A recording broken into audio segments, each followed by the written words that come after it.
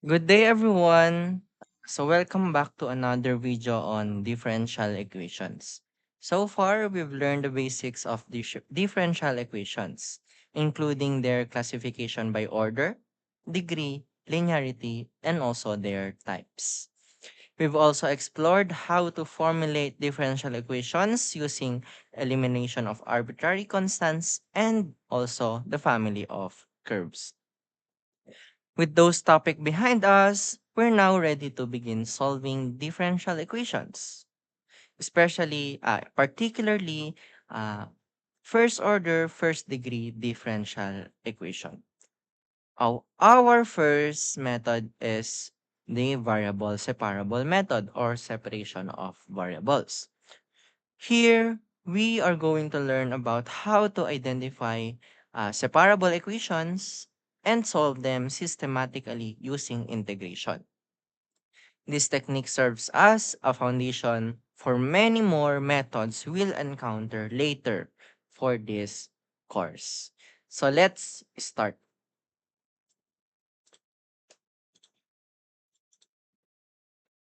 So our main objective for this discussion, at the end of this lesson, the student will able to first examine the first solution to solve a first order, first degree differential equation.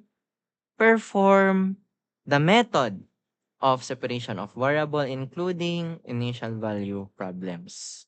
Okay? So, what is really a differential equation with separable variables? So, the solution for separation of variable is used if the function containing both the derivative of the dependent and independent variable may be factored completely. Thus, we can separate the variables.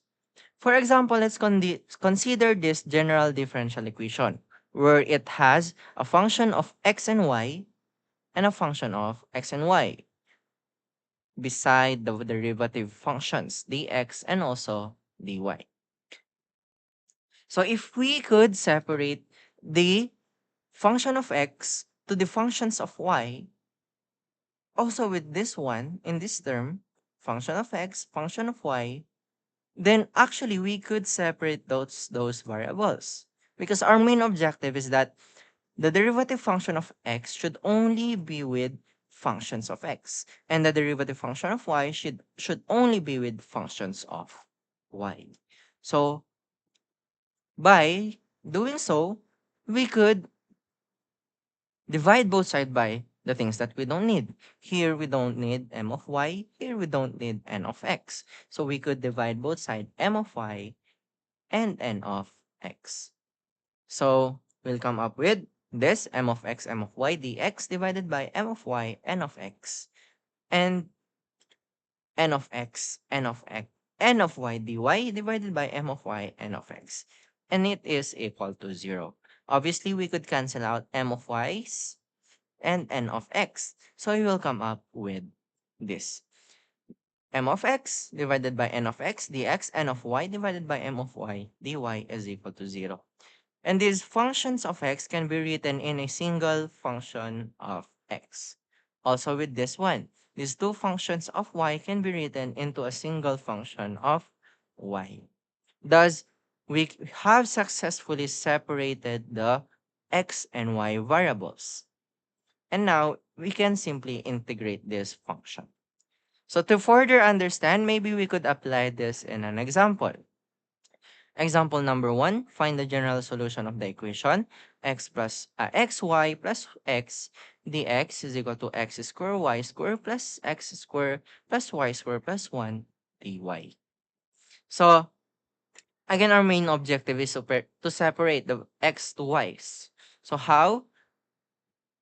And just by looking at this, we could simply factor out x. So factoring it out, we'll come up with x quantity y plus 1 dx. And here maybe we could take these two terms and then factor out the x squared. By doing so, we will come up with x squared quantity y squared plus 1 and leaving us with y squared plus 1. Then dy equal to 0. So here we have not yet separated the x to y's. Maybe we could still do is to separate this y square plus 1 and also this y square plus 1 by simply factoring it out again. So we will come up with x squared plus 1, y squared plus 1. Now we have successfully separated the x to y's, x to y's. Now we can divide the whole equation by the things that we don't need. Here we don't need y plus 1. Here we don't need x squared plus 1. So dividing both sides by those, you'll come up with x divided by x squared plus 1 dx minus y squared plus 1 divided by y plus 1 dy is equal to 0. So here maybe we could simplify this further by transforming it into its improper fraction because it is easier to integrate those. So how we can do partial fraction or simply decompositions, synthetic division, but in our example, I will just simply manipulate this equation. So maybe I could copy the y square. I could subtract I mean 1. But to negate the effect of that negative 1, I can simply add another 1 and maybe copy the original plus 1. Divided by y plus 1, dy is equal to 0. This y squared plus 1 can be written in uh, its factored form, y plus 1, y minus 1. And then this 1 plus 1 can be written in 2. Divided by y plus 1, then dy is equal to 0. Now, simplifying this, separating these two terms, y plus 1, y minus 1, and 2, you will come up with this. Y minus 1 divided by 2 over y plus 1. And now we have transformed this into its improper form. We can now integrate every term.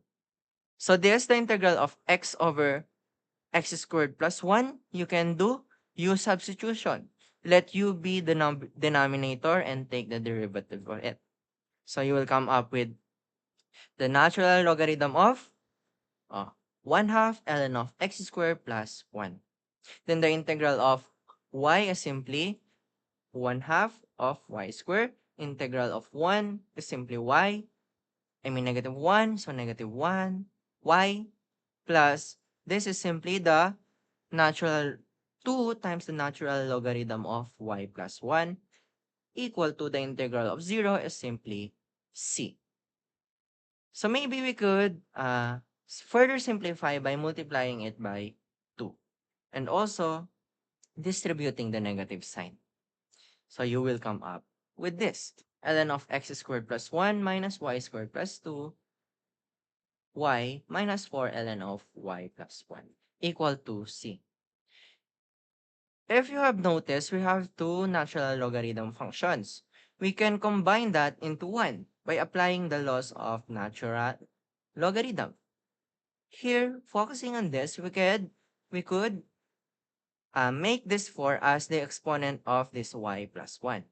And that we could take this function or the term or expression and make it as the denominator of this x squared plus 1 because this is a negative natural logarithm function while this is positive. Doing so, you will come up with this. Natural logarithm of x squared plus 1 divided by y plus 1 quantity raised to 4 minus y squared plus 2y is equal to c. So, let's try another example. Find the general solution of the equation x dx plus y dy is equal to 0. This example is very easy because you do not have to do anything else because the x is already beside dx, y is already beside dy. So you just need to integrate it directly. So integral of x is simply x squared over 2, integral of y is simply y squared over 2, and the integral of 0 is simply c. Maybe we could simplify by multiplying both sides by 2. So you will come up with this. So, you have to keep in mind that 2 times a constant is still a constant. So you may rewrite 2c as c. Okay? Another example. Find the general solution of the equation 1 minus x y prime equal to y squared. We all know that y prime can be written in a form of dy over dx. So equal to y squared. Now, again, our main objective is that the dx is only beside the x functions, dy only beside y functions. So maybe we could cross multiply it so that the dx would be in the numerator while dividing both sides to the things that we don't need. Here, dy is beside this function, so we need to divide the equation by 1 minus x. If we cross multiply it, the dx here, it is beside y squared. So we need also to divide y squared to the whole equation. Doing so, you will come up with dx over 1 minus x minus dy over y squared is equal to 0. Now you can integrate. Integrating that dx over 1 minus x, here we can rewrite y squared as integral of y raised to negative 2 dy is equal to 0. Don't forget the integral sign here, okay?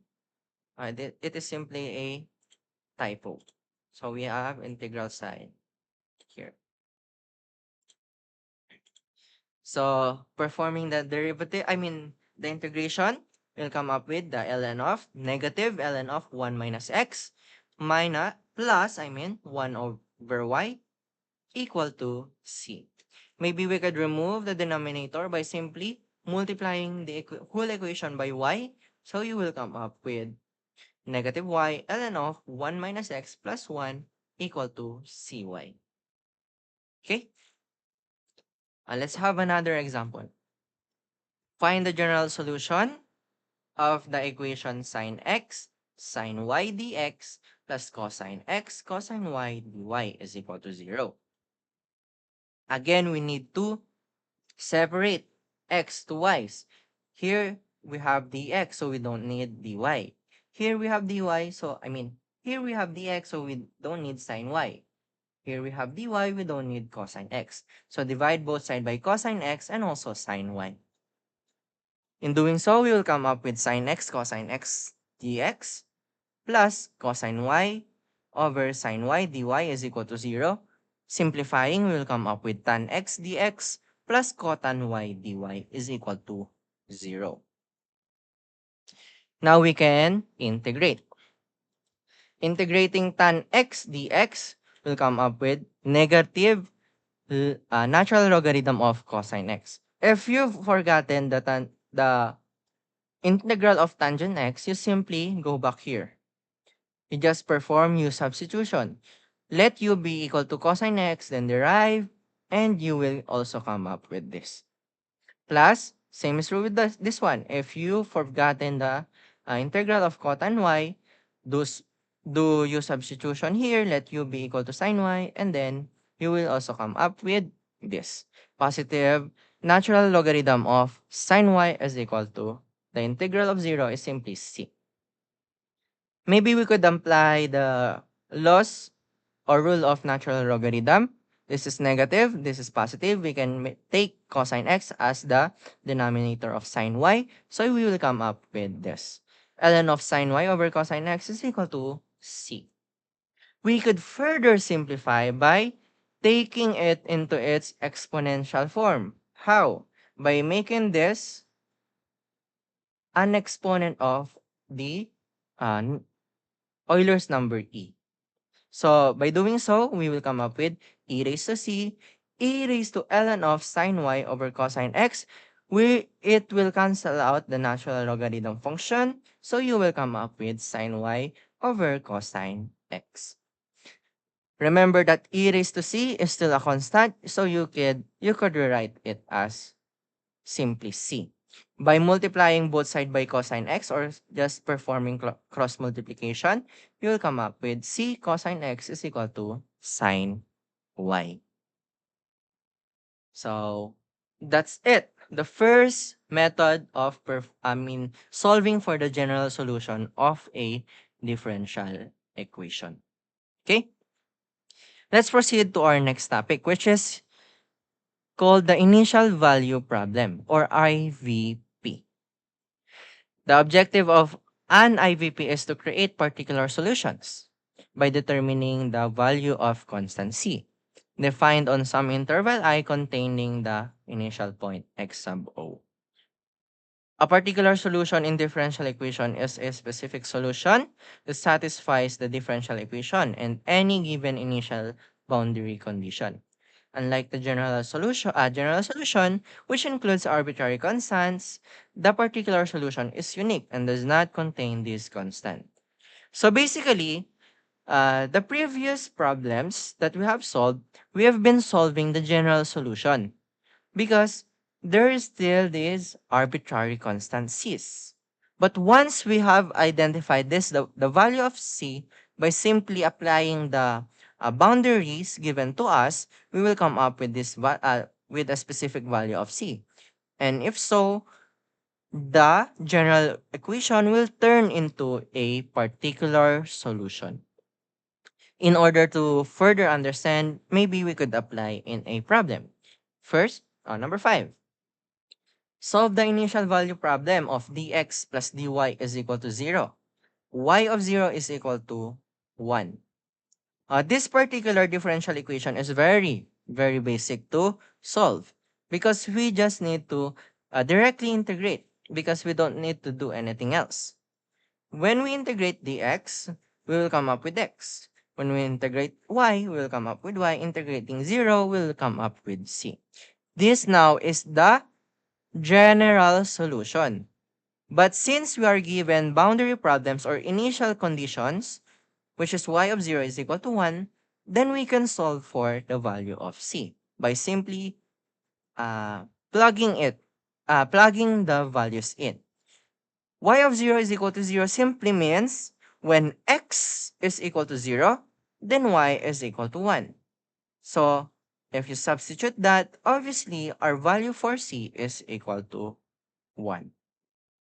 Now, substituting c to the general solution, you will come up with the particular solution, which is x plus y is equal to 1. So, that's the initial value problem. You just need to solve for the general solution, then plug in the values of the initial condition. So, that's all for this discussion. I hope that you've learned something. And here are some problems that you can solve on your own, and it will serve as your homework too. So, by the way, this number 4 has a typo. This dy is not in the exponent. It is only beside this term.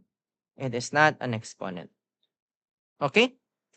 Again, thank you for listening, and I hope you've learned something. If there are any questions, feel free to comment. And also, uh, if you want to PM, why not? Thank you for listening. Goodbye.